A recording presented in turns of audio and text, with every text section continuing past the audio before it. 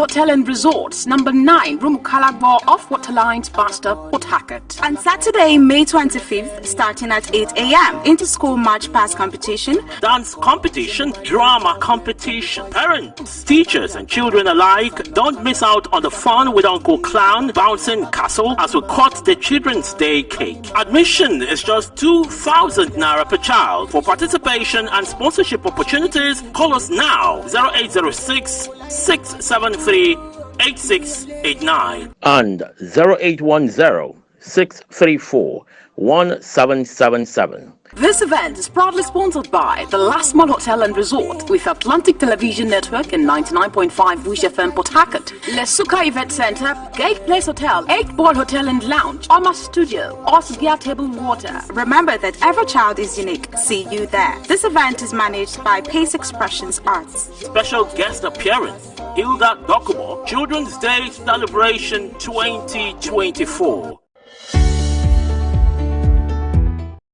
You're welcome back as the Sport Extraordinary on Atlantic Television Network. Joining me this evening to take a look at some issues this evening in the world of sports is Emmanuel Michael. Michael, good evening to you and welcome to the show.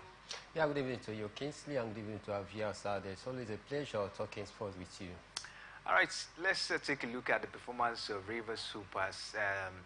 Nigeria River Supers continued their impressive performance in the ongoing 2024 Sahara Conference of the African Basketball League as they secured another win in their second game. The Nigerian champions surprised the bookmakers over the weekend with a decent 77-68 win over the host AS Donaire. They played one of the most difficult games in the region yesterday, but they came out 86-82 win over APA Arrow of Rwanda. Michael, what do you make of the performance of River Supers in these games? For me, I think it has been an impressive start for River Supers. Right from their first game where they actually won 77-68, I think it was an impressive display, and some of the key players that they've signed over the course of their preparation before the BAL Basketball African League, they actually turned up, they actually lived up to the expectation. Players like Kelvin Amayo, the likes of Will Perry, to mention but a few. I think all the members of the team, they actually lived up to the expectation as all of them came to the party to be able to nick that one in the board. And you know that your first game in such a big tournament is always very, very crucial. It's always very good for you to start on a winning note, because when you win your first game in such a big stage, I mean, it's going to douse down the tension from the team, and it is going to give the team that confidence. They believe that indeed they can do it. Having got that first victory, they also build on that, in their second game as well. Though the second game was more of a keenly contested encounter, but then they were able to come out top in that very one with a very, very close margin. 86-82, about 4-point disparity. It tells you how strong their opponent were on a day. But then, thanks to the coach as well, who was able to deploy an effective tactics that actually worked to the glory of the team, making it 2 wins out of 2 in such difficult group that we find ourselves. I think it goes a long way to tell you that the injection of the 5 new players into the squad have also helped the team as well, because these are players that are very much experienced. They have traveled far and wide. Some of them are also not rookies. They are not novice when you talk about the Basketball African League, as they have also, some of them have also participated in an impressive ride for Rivers Hoopers so far. The likes of Divine AK putting up an impressive number in the first game, 31 points, about 12 assists, if I'm not mistaken, and 3 rebounds. I think was an impressive game. Then in the last game, Will Perry also came to the party, delivered a top-notch performance. Totally, I want to say that it has been an impressive start for Rivers Hoopers, winning 2 out of 2 in a very difficult group that we find ourselves. I think for me, they deserve the praise that they are getting right now. Our third game is going to be against the US Monastir, who have also lost 2 of their games. Even promises to be an intriguing encounter, because they wouldn't want to lose a third game in a row. So that is going to be a very difficult one for the Kingsmen. But then I believe with the confidence of winning their first 2 games, they are going to also be able to surmount the challenges that will be posed by the U.S. Monarchs. Impressive stats for River Supers of Nigeria at the Basketball African League. Of course, we're expected to see more from the Kingsmen at this point in time. But Michael, what do you make of it? The coach of the side has not really relied on the home-based players, in this particular one. What do you make of his decision when it has to do with the home-based players in the team? Well, for me, I don't want to question the decision of the coach, talking about Ogo Daudu here, because we know the quality of Ogo Daudu. He has been with the team, over the years, and also he has also helped the team, to win this year's Nigerian Basketball League here in Port Harcourt. I think for me, the coach best knows the team, the squad or the players that is going to select for this very one, because for me, whether it is a home-based players that it was fielded to get us the result, one thing is certain, that we're able to get 2 wins out of the 2 games that we have played so far. So I don't want to also double on the opinion why did he not use locally based players to start the game. If he had used locally based player to start the these 2 games, what if he had lost those 2 games? We will also come back to blame him. So for me, I don't want to double into that. But what is important is that he was able to pick a team that was able to give us 2 wins out of the 2 games that we played so far. So for me, this coach has been with these players during the preparation stage, and he was able to see the strength of each player out there, and that is why he was able to select the best that he feels is going to be his starting lineup. We still have games to play. Also, the local based players that is in the squad as well, they still have opportunity as well to make their own mark in the team as well. So for me, you don't go into such a big game and wanting to make as an experiment. You go for the best of the players that they are going to give you the result, and that is why the coach has to stick with the player that he feels that, yes, this is my first starting lineup, and these are the players I feel they can give me the result. Did they get the result? Of course, yes, winning 2 out of 2. Positive result, 100% start so far. So for me, let us cut him the slack of why did he not start home-based players and all of that. Of course, when home-based players selected, are they part and parcel of the team? Of course, they are part and parcel of the team. If he did not have confidence in the home-based players, he wouldn't have picked some of the home-based players as part of the team. So for me, let's just do away with that sentiment and the line of thought that home-based players wasn't included. The most important thing is that Rivers Hoopers have played 2 games. Whether home-based players started the game or not, the important thing is that we were able to come out top in those 2 games that we've played so far. And I still believe that there are more games to come. You understand? And I know that some of these home-based players will have their time. Will you attribute the victory this time to the inclusion of the foreign-based players in the team?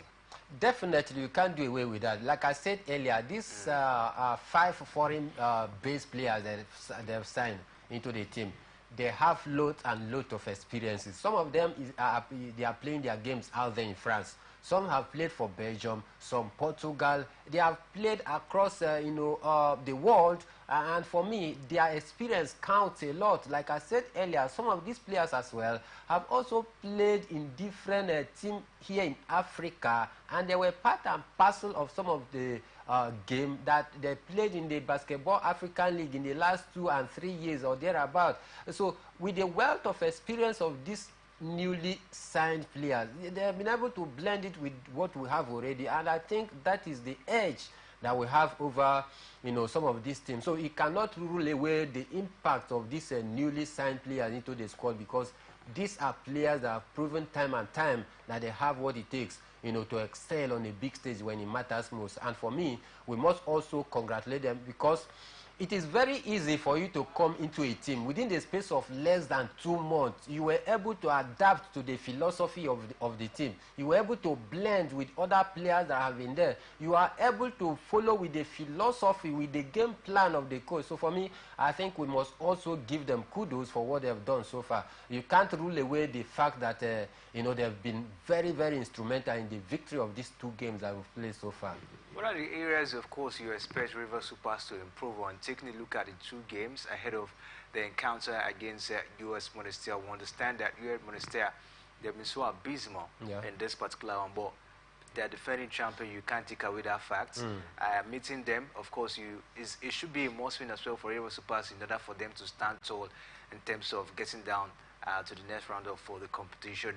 What are the areas you expect River Supers, of course, to improve on? Take a look at the 2 games they've played ahead of the game against US Monastir. It's very simple. I think the defense line, our defense line, we must improve on our defense tactics of play, because if you take a look at our first game, we won the game 77 to 68. That is about 9 points disparity. It tells you that we score a lot and we also concede a lot. In second game, we were able to come out of 86 against 82, 4 points disparity. We scored a lot. We also conceded a lot. So for me, I think the defense line needs to be worked on by the coach. That is where I'm actually thinking that you need to do something very fast. Because if we meet with an opponent that is very, very clinical, I tell you, they are definitely going to punish us and take advantage of our leaky defense, to have the better of us. So for me, I think that is the only angle I'm thinking that the coach should also do well to improve in our defensive pattern of play. Because looking at our last game, if you actually watch the clip of that game, you discover that when they are star players, most of their star players, their point guard is always attacking us. Our defense seems to be giving them space to have that free ball out there, and that is where I'm worried. We need to close them down as immediate as possible so that we don't give them that chance. Because if you give a player that chance, you have that luxury of time to time the net and be able to position his ball effectively. But when you close them down, close those pockets of spaces, they will find it very, very difficult to outscore you. I think that is the only area I think Ogo Daodu and his technical crew also need to improve. All right, let's see how it goes. We hope that the River Supers, of course, will make that adjustment ahead of the encounter against US Monastir. But talking about US Monastir, Michael, the defending champion, like I mentioned, it's been an abysmal outing for them in the last 2 games we've seen in this edition of the Basketball African League. Definitely, really abysmal outing so far. As a defending champion, they played their first game, lost their first game. You should have expected them to have corrected that error in the second game, but then they also went down against their opponent in the second game. As a defending champion, losing your 2 straight games is not a good way to start as a defending champion. But then this will be their 3rd game against the Rivers Hoopers, and I believe they will also want to also come out blazing, firing from all cylinders in the 3rd game, so as to at least redeem themselves from their poor start. But then I think they are going to meet with an even stiffer opposition in the likes of the Rivers Hoopers. So for me, I think generally it's a very disappointing start for the defending champion, talking about US Monastir. And like I said, I know they will want to also turn down the tide into their own favor by making sure they come out blazing, come out firing from all cylinders against Rivers Hoopers, who is also cruising with 2 victories already. So it promises to be an exciting encounter, but in all, it's not a good start for the defending champion. Not a good start for the defending champion. Keep our fingers crossed and see how far River Supers, of course, will go in this particular edition of the Basketball African League. Impressive start so far for the Kingsmen, and we hope that they'll go far this time around. But let's stay away from the Basketball African League as we take a look at the NBA now. It was really an impressive performance as Anthony Edwards scored 43 points for the Minnesota Timberwolves as they beat the Denver Nuggets 106 to 99 in the opening game of the NBA Western Conference semi-final series. Edwards made 17 of 29 shots from the floor, while making 3 from 7 from 3-point range and all 6 of his free throws. The defeat means the Nuggets are trailing in playoff series for the first time since losing to Golden State Warriors in the first round in 2022. Michael, what do you make of this particular one? The first time the Nuggets are trailing since 2022. I think it's not a good one, but for me, I think this is going to test their method. It's going to test their ability. It's going to test their strength. Because for me, I was actually surprised seeing that result, because Denver Nuggets, as a defending champion, they've been very, very imperious. They've been very, very clinical. Even down from the regular season down to the playoff, they've been very, very good. They are among one of the first teams, to qualify first from the regular season down to the playoff. So I expect them to come out, blazing against, Wolves. But then it was not to be, as most of their key players, though they turned up, the likes of Nikolai Jokic, that man Moret, they also came to the party, but their effort wasn't enough, as the Wolves had the better of them, in their last game out there. But then I still think there's still a light at the end of the tunnel for Denver Nuggets, because we know, what they can do on a very good day. But then, like I said, it wasn't a very impressive display from them. Of course, it wasn't a very impressive display. We hope that they're able, of course, to catch up with the Timberwolves. Nikola Jokic top scored for the Nuggets, who are defending champions, with 32 points, but he was also pressured into a game-high 7 turnovers. The next game of the best-of-7 series will be on Monday's early hours of today in Denver. Now, in Sunday's All-NBA game, Donovan Mitchell scored 39 points to help the Cleveland Cavaliers reach the Eastern Conference semifinals with a 106-94 victory over the Orlando Magic. Now, it sees a 4-3 series win for the Cavaliers, who will play the top-seeded Boston Celtics in the semifinals with a game 1 set for tomorrow. Let's see how that one, of course, will pan out. But away from that, let's move on as Team Nigeria have qualified for the Olympics in the mixed 4x400 meters, getting the automatic ticket at the World Relays, finishing second in their heats with a time of 3 minutes 13.79 seconds. The quartet of Samuel Okaze, Ella Onoju Vowe, Chidi Okeze, and Esther Elo Joseph brought round the baton to ensure Nigeria is guaranteed a place at the Olympics, finishing second behind Team USA, who won in a championship record of 3 minutes 11.52 seconds. Michael, an impressive one for Team Nigeria relating. Definitely an impressive one for them. Finishing second below United States of America, who is a powerhouse, is not an easy feat.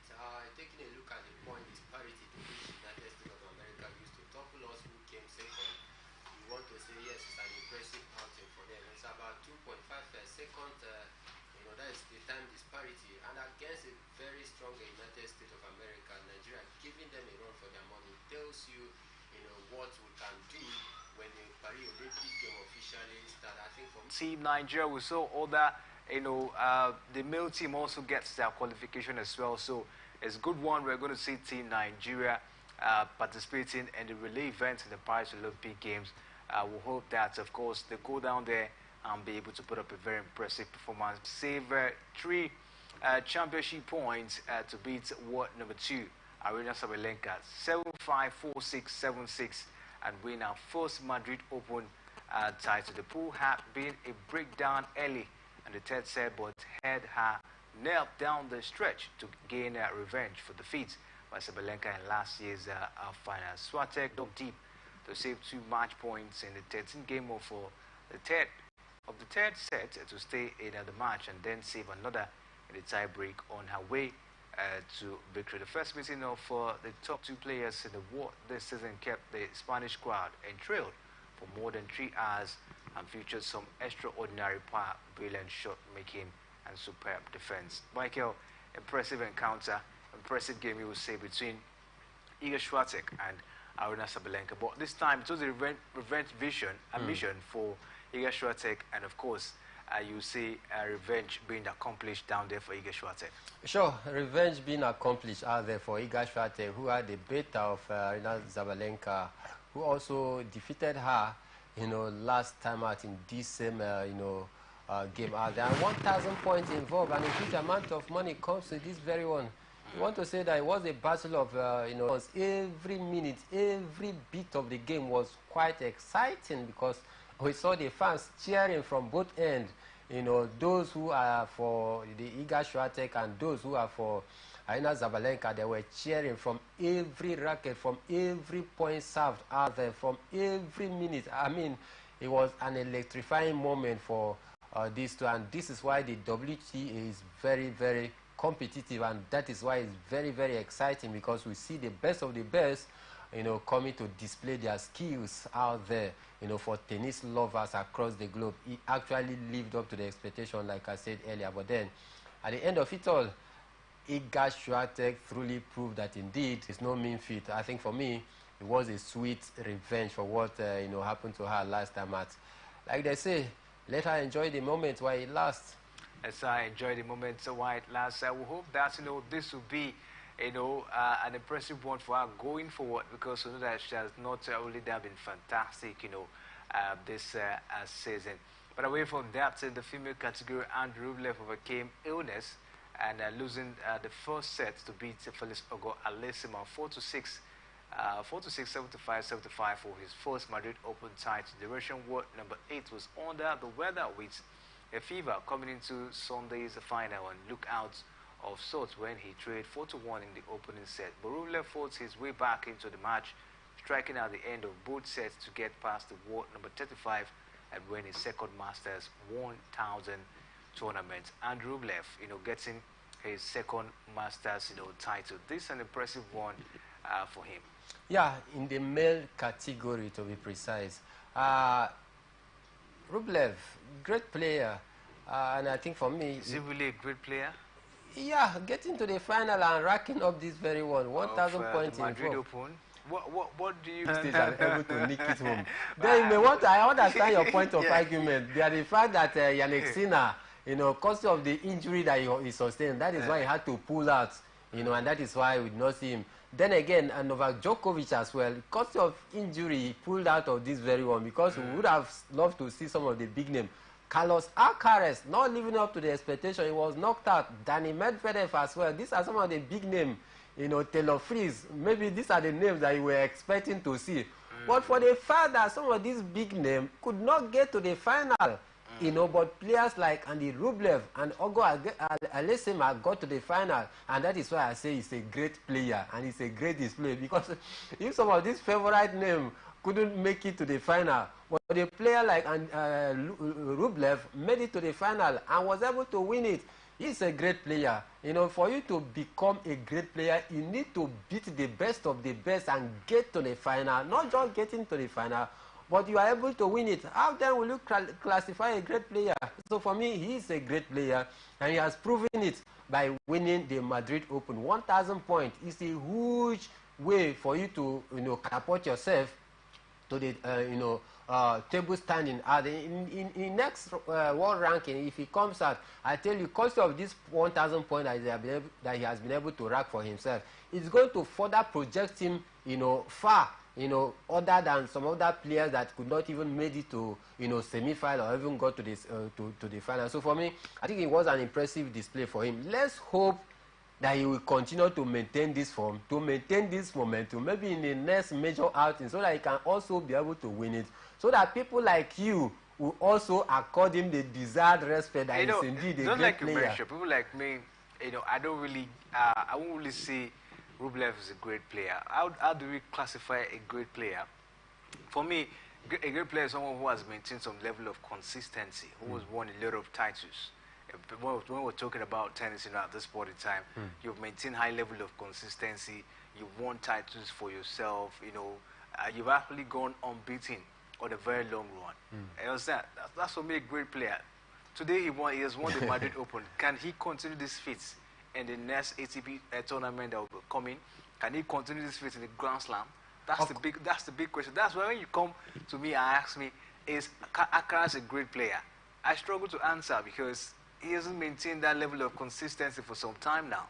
So that's for me, saying Rublev is a great player, that's why I have to ask, is he really a great player?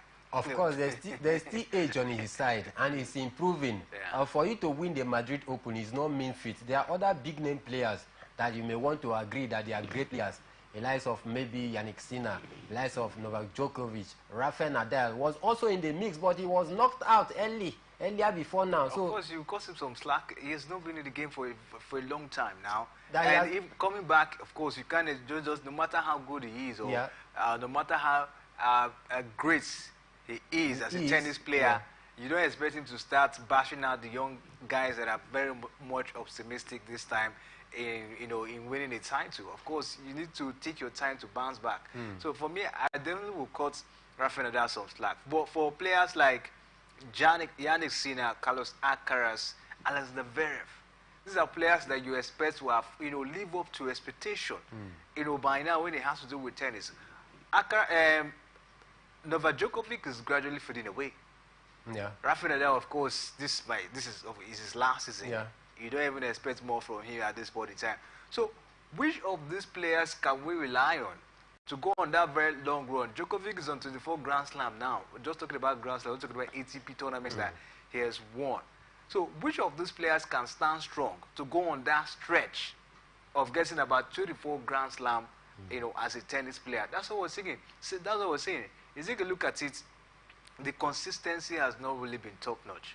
So that's why when you see great player, Rublev being a great player, sometimes and the Rublev, trust this process. He has nicked this one in the board, and there is still age on his side. When you say trust the process, I'm almost getting tired of trusting the process. Trust the process. Alcaraz came. Alcaraz all the way. He's going to take over Rafael Nadal and the rest of the board. This is what is happening to him at this moment.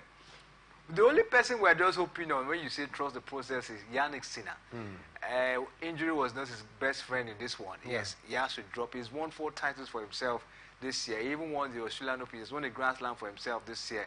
But the problem is consistency, trusting the process. Hope the process will come with a high level of consistency. Hope the process will come to winning titles. That's the thing. And that is why I'm saying that he's a great player. Despite the fact that we've not seen this level of consistency like we see in the likes of, Rafael Nadal, in the likes of Novak Djokovic. But then I think he still have room for an improvement. But winning the Madrid Open, 1,000 points, and the money that comes with it is a very big one.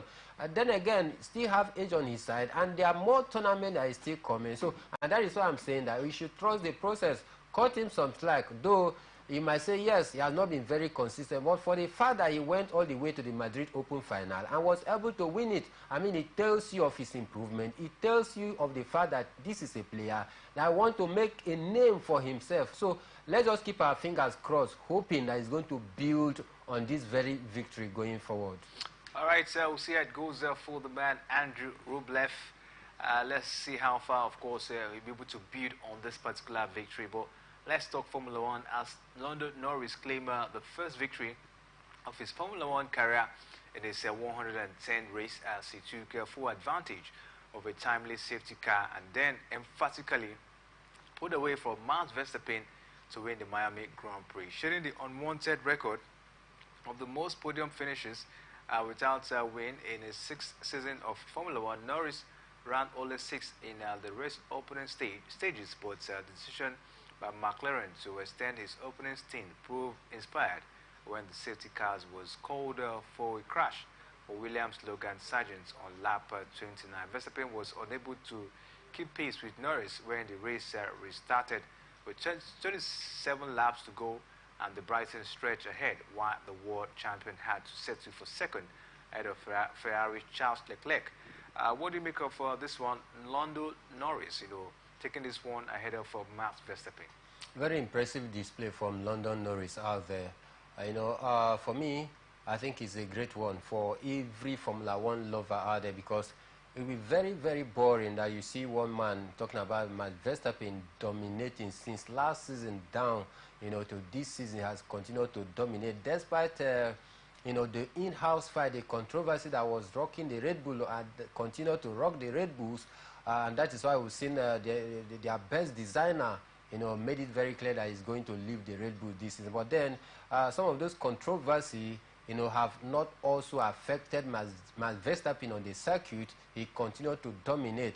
He has won 4 out of the 6 races so far. If not for the break, the break that he has a problem in the 4th game out there, I think you should have made it 5 out of 5. So for me, it is good and very exciting for Formula 1 lovers out there to see London Norris coming to break this monopoly of Max Verstappen and Red Bull dominating every Formula 1 races out there. So for me, I think it's a great one. But then, can he also continue this consistency? Because for me, taking a look at his track record, he's been very, very far away since the last time he won a race. This is about 110 times that he has tried. He has finished within the podium 110 times without winning a single race. And I think for me, this is where I'm very, very worried that he may not be able to continue with this fine form. But then again, like I said, it is a great news for Formula 1 lovers out there. Seeing a different name away from Max Verstappen coming to break that jinx, I think it's a big one. All right, at this point, we'll call it a wrap. Let's say we'll call it a wrap. We'll take a short break. When we come back from the break, I'll be able to bring the latest revolving round the world of football. But before we go on that break, we told you London Norris, of course, won the Miami Grand Prix. Max Verstappen came second, and Charles Leclerc, of course, came third in that one. Sergio Perez of Red Bull was fourth. Carlos Sainz, of course, was fifth. Lewis Hamilton came 6th position down there. Hugo Tsunoda was 7th. George Russell 8th, and Fernando Alonso taking up the 9th position, and Esteban Ocon rocking the 10th position down there. When we come back from this break, of course, we bring you the latest revolving round the world of football. Please stay with us. We'll be right back. Get ready! As Morrison Communications Limited proudly presents Children's Day Celebration 2024. Arts. La Small Hotel and Resorts, number 9, Room Calabo off Waterlines, Basta, Port Hackett. On Saturday, May 25th, starting at 8 a.m., inter-school march past competition, Dance competition, drama competition. Parents, teachers and children alike, don't miss out on the fun with Uncle Clown, Bouncing Castle as we cut the Children's Day cake. Admission is just 2,000 Naira per child. For participation and sponsorship opportunities, call us now 0806 673 8689 and 0810 634 1777. This event is proudly sponsored by the Last Mall Hotel and Resort with Atlantic Television Network and 99.5 Wish FM Port Hackett, Lesuka Event Center, Gate Place Hotel, 8 Ball Hotel and Lounge, Oma Studio, Osgia Table Water. Remember that every child is unique. See you there. This event is managed by Pace Expressions Arts. Special guest appearance, Hilda Dokumo, Children's Day Celebration 2024. From the line across the ocean to the land beyond the mountains, through the Sahara, we bring on sport news, live analysis, expert discussions on trending stories in politics, business, socio-economy, sports, and documentaries. So catch all the updates on the happenings around the globe. Stay focused on the fact today, only on ATN.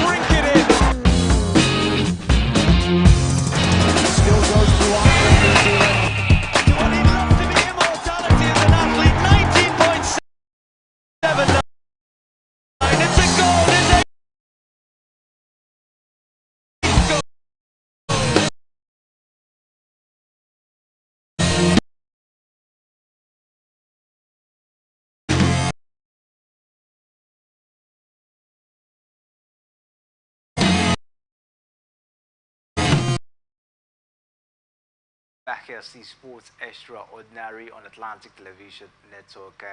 It's time for you to bring you the latest from the world of football. A lot happened over the weekend, and of course, I will take a look at all that happened as well. And we'll start from the Premier League. Chelsea had an impressive outing over the weekend as they beat West Ham United, Michael, by 5 goals to nil. What do you make of the performance of the Blues? Impressive performance for them. I think they seems to be picking up the broken pieces at the tail end of the season.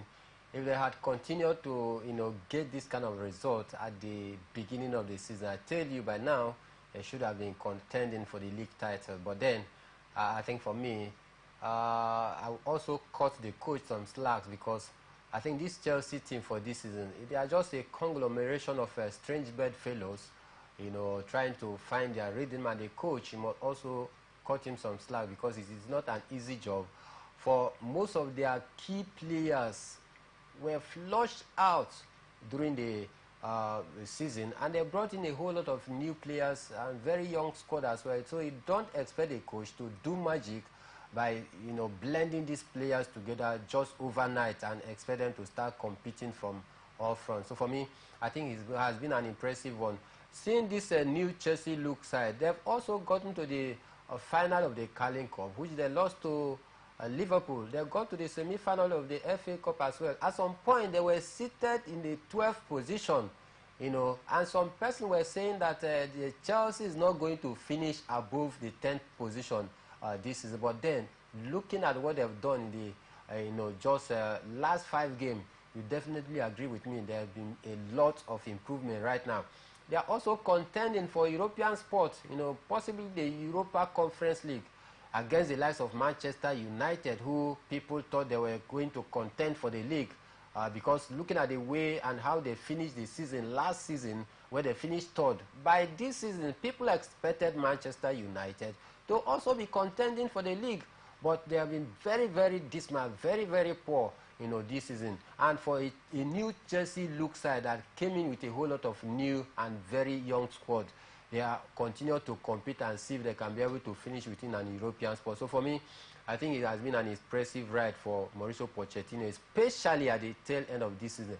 In their last 3 games or 5 games so far, they have scored 18 goals. They have just lost only 1 home game so far this season. So these are records that we must also give kudos to Mauricio Pochettino for what he's done to this squad. At the middle of the season, some persons, especially Chelsea fans out there, they were calling for the sack of Mauricio Pochettino, saying all kind of things, that he's not a coach for Chelsea that is going to restore Chelsea to the glory days. That is not a coach that has a winning mentality, that he has not won titles with the likes of Southampton, the likes of Tottenham. He went to PSG. In his first season, he was unable to win the League One. They sacked him and all of that. So for me, I just think that it's a matter of time. Give Mauricio Pochettino a time with this crop of Chelsea players. I tell you, in the next 2-3 seasons, this team will be competing for the league. And I tell you, so for me, it was a great result for them. 5 goals to nothing against a very strong West Ham side. It's not a mean feat. So let's hope that they continue to push from up front, especially the 3 games that is remaining. If they win all these 3 games, I tell you, they stand a chance of, having an European spot so far this season. But they must continue the consistency. If players like Nicholas Jackson has been taking his chances the way he did in the West Ham game, where he actually scored 2 goals, I tell you, by now they should be contending for the title. In fact, Chelsea is among the team in the English Premier League so far this season that have created chances and chances upon chances, but their only problem still remains the conversion rate. They find it difficult to take their chances whenever they create those chances. So for me, I think Chelsea, come next season, come 2 seasons to come, with Mauricio Pochettino still at the end of affair, I see them contending for the title. All right, let's see how it goes for Chelsea Football Club. Can they go all the way to contend for the Premier League title, just like Mike has said, come next season?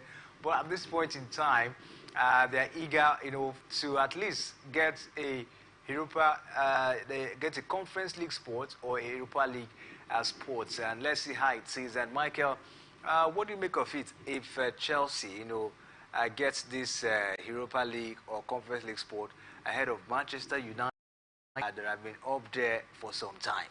I will term it as a failure for Manchester United for this season. If they allow a certain Chelsea side with a new look to get an European spot ahead of them, ahead of Manchester United, who finished third last season, with will also still retain crops of their first team players this season. People might say, yes, injury have also blighted their performance this season, because the game that we're having tonight, none of their first team player that is within the back line that is available in this very one. But then again, injury is part and parcel of the game, and that is why you have the about 23 to 24 players to select from. So that cannot be used as an excuse for Manchester United not to have, also gotten a European ticket so far this season. Chelsea as well, at some point in the season, they also had about 10 to 12 players in the injury list. Yet, they are still battling, trying to see if they can be able to finish in a very favorable place in the league so far this season. So for me, if Chelsea finish ahead of Manchester United in the battle for the European spot, when we mean European spot, we are not talking about Champions League here. We aren't talking about the Europa League. We are talking about the third tier of Europe. That is Europa Conference League. So if Chelsea end up finishing above Manchester United, then for me, I think I'm going to term the season of Manchester United as a failed one, and that of Chelsea as a successful one, because it's a team that is building. It's a team that made a way with about 9 to 10 key players and brought in new different players. So for me, I think, like I've said, it's going to be a disappointing one for Manchester United if they don't end up getting an European ticket. Looking at the way they exited the Champions League stage, what we want to say, if you're a true Manchester United fan out there, you want to say that it would be good that if Manchester United don't even get an European spot, so that they will also sit back and find out what seems to be the missing link for Manchester United and correct it and bounce back come next season very strong, other than for them to keep fighting for an European spot. If they get the European spot, what are they going to do with it? That is another question. They got Champions League spot last season, and we saw how they ended up disgracing England this season. In the Champions League group, where they had the likes of Copenhagen, the likes of Galatasaray and Bayern Munich, they were unable to qualify from that group. In fact, they came bottom of that group, conceding 15 goals or 16 thereabout, the worst in the history of Manchester United. So if they are fighting for an European spot, are they fighting to get it and go there next season to disgrace England again? I mean, for me, if I were to be Manchester United fans, I will lower my expectation, because there's a whole lot of work that needed to be done in Manchester United presently before they start thinking of Manchester United getting an European spot, not just getting it, but to go out there and represent England in a very good and a respectable manner, not the manner which they actually finished at the bottom of their group this season, because it's very disappointing for English football. All right, let's take a look at other results as Brighton and Hove Albion beat Aston Villa by 1-0. Chelsea will take the beat West Ham by 5-0. Liverpool beat Tottenham by 4-2. And Bournemouth, they lost to Arsenal by 3-0. Brentford played goalless against Fulham. Burnley lost to Newcastle by 4-1. Sheffield United lost to Nottingham Forest by 3-1. Manchester City beat Wolverhampton Wanderers by 5-1. Luton Town played 1-1 draw against Everton.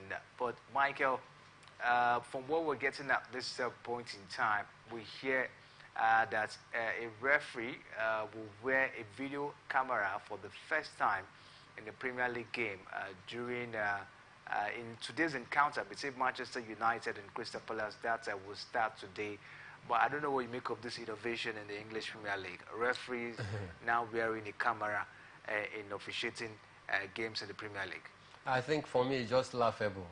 Laughable in the sense that this is not what the fans was expecting. This is not what people were expecting. They were expecting the English Premier League authority to devise a means of transmitting or broadcasting the audio or the voice messages between the center ref and the VAR room. That is what they were expecting, and not about introducing the camera. What does the camera have to do with the fans out there? It's more like likening it to, the more you look, the less you hear. But for me, I should have expected that the more you hear, the less you look, because the communication between the center ref and the VAR room will also clear the doubt of some fans out there. Because many times we've seen this controversy that, when there is, any controversy in a game, we had to wait for more than 2 to 3 minutes where we see a picture of the center ref communicating direct with the VAR official behind the room out there. But we can't hear the outcome of their discussion, and that makes it very, very difficult for the fans. Sometimes after the delay, after the 3 minutes or even 4 minute delay, they come back to make a very rash decision, to the surprise, to the chagrin of the fans out there. And we've seen some of those decisions go against some team like Liverpool. It caused them to drop points this season. They protested, they talked about it. It also cost Arsenal as well, where Mikel Arteta came to the media to vent his anger. And not just Arsenal, to so many teams out there. So for me, I think I would have preferred that the audio messages be made available, be made known to the fans in the stadium, whereby the center ref and the VAR officials will be communicating, and people get to hear the audio message. Audio messages, rather, of their discussion between the VAR room and the center referee, other than, the camera being attached to their, mic out there. What difference does it make? It doesn't make any difference for me. So I think they should think deeper in a way that it will actually favor, football fans across the globe. Because I tell you, the English ref, they have been on the center of attraction, over the last 1 year or thereabout. And that is the reason why you discover that in any World Cup organized competition, the English referees, they are not the first to be chosen. Most at times, they are not even chosen, just because of these controversies here and there. And we want to ask, is it only the English Premier League that VAR is being used? Of course, no. It's being deployed in the La Liga, in the Bundesliga as well, and some other league out there. Why the controversy about the English Premier League? So these are some of the questions that the league authority need to ask and be able to correct it as when due, so that it will not cast any shadow of doubt in the EPL, because the EPL is one of the most exciting, one of the most watched, and one of the most competitive league across the globe. But when there is a question on the performance of the center ref, then the quality of the league becomes in jeopardy. Real Madrid won the Spanish La Liga over the weekend as they were able to get past, Cadiz. Very impressive record. I think Madrid is likened to success, and success is Madrid, we want to say. They have won it 9 times more than Barcelona, who have won it 27 times. Madrid has won it around 36 good times. And Florentino Perez, talking about the Real Madrid president, as a president, has won a title more than any other president in the whole of Spain. It tells you of, their dominance out there in La Liga. Not just in La Liga, but in Europe. So for me, I think it was an impressive record for Real Madrid. A great victory for them, losing just only a game so far this season without a recognized center forward. Yet they are shipping in the goals. Even their defense line were also in trouble so far this season. The likes of Nacho, the likes of David Alaba, the likes of Eder Militao at some point, Rudiger. These are their defense line, but